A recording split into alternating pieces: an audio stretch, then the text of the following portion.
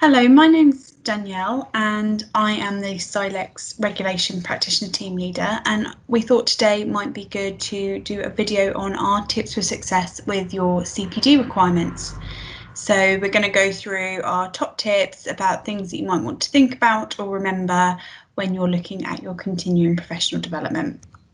So then, to start the presentation, first tip, obviously, would be know your requirements. It's really important as a member or a regulated individual with CRL regulation that you know whether you need to do CPD, and then secondly what that means. So in terms of requirements, there are two different requirements that might apply to you, and it will depend on your grade of membership or your level of regulation with us. So I've put on the slide here that the requirements will be shown in the CPD section of your My CRL or My CRL portal. It will either be shown as full or as associate.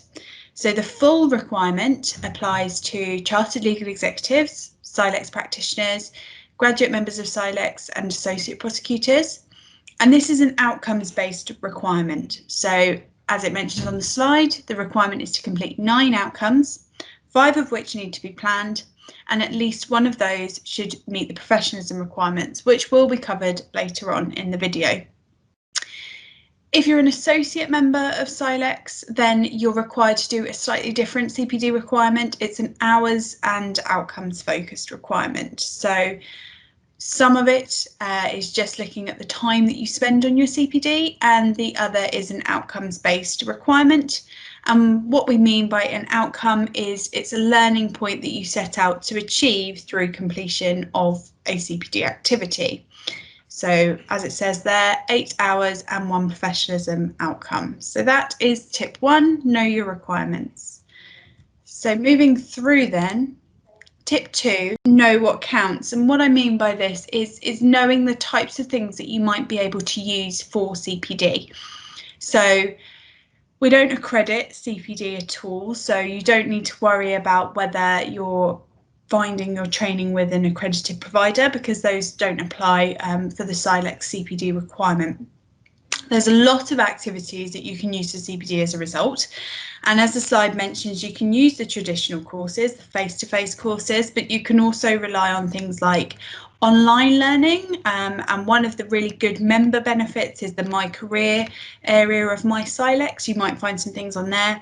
You can also use things like training that your employer provides you with, so in-house training, and also reading of legal publications, including the CRL Journal.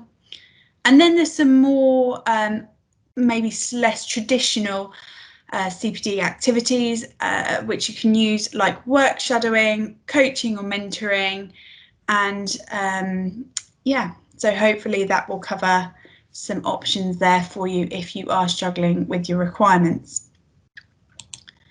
So tip 3, plan ahead. As mentioned before with tip 1, the outcomes-based scheme sets out that you need to complete 9 outcomes and at least 5 of those need to be planned. Now, what we mean by this is just you've thought points that you want to achieve. So you've set your outcomes in advance of choosing the activities that you're going to undertake to meet them. Equally, with an hours-based requirement that the associates have, you need to think about the things that you're going to be doing as CPD. You know you've got a requirement, so planning what you're going to do in order to meet that is always a good thing. With the outcomes-based scheme, planning is a little bit more structured, and we ask that you follow what we call the CPD cycle. So as mentioned on the slide, there's 4 points to the cycle, and those are reflect, plan, act, and evaluate. So the reflection is thinking about what you want to cover over the year. So that might be that you need to know more about your area of practice, or you want to update yourself on a new social issue. So things like Brexit in the past, maybe the impact of COVID-19 might be something that you think, I need to know more about that. So that's your reflection. Planning is then thinking about the activities that you might be able to undertake in order to help you meet that outcome. So as mentioned in the last slide, that might be a course, it might be some training that your employer's already asked you to undertake. You might find that just doing some legal research on a case might be enough. Then you've got act, which is just literally that, doing the activity that you plan to do. And then we ask you to evaluate the benefits of it. So it's okay not to meet the outcome with the activity that you chose. Maybe that evaluation will then be the reflection for another outcome. Equally, it might be just saying, I wanted to know more about X. I undertook a course that focused on it. It was a general update course for the year. And it has developed and improved my understanding of that and made sure I kept up to date, which is the whole point of continuing professional development. It's maintaining your competency in the area that you're working in. So think about professionalism. Reason this tip's here is because professionalism is required to be undertaken by all individuals that need to do CPD with CRL. So what is professionalism? Well, it's an activity that you would undertake to meet an outcome which focuses on your professional knowledge or skills. So whilst it might be legally focused, it's unlikely to be an update in the area that you practice in, and it's more likely to focus on maybe soft skills or wider business awareness to keep you up to date for working where you do, whether that's in private practice or in-house or as a self-employed individual. So some topics that you might think about for professionalism would be client care, communication, that comes with complaints handling, equality and diversity and inclusion issues, business and social awareness. So again, the Brexit, the COVID-19, maybe a particular piece of legislation that affects the area that you work in. Compliance things like preparing for an Excel audit or anti-money laundering training. And also things like time and resource management. So if you know that you're struggling with that sort of thing, you can actually use your CPD requirement to help you improve in those areas. Tip 5, maybe a bit too far down the line, and maybe it should be tip number 1, but remembering the deadline. So one of the things that we do at CRL Regulation is we monitor the compliance with the CPD and also the non-compliance.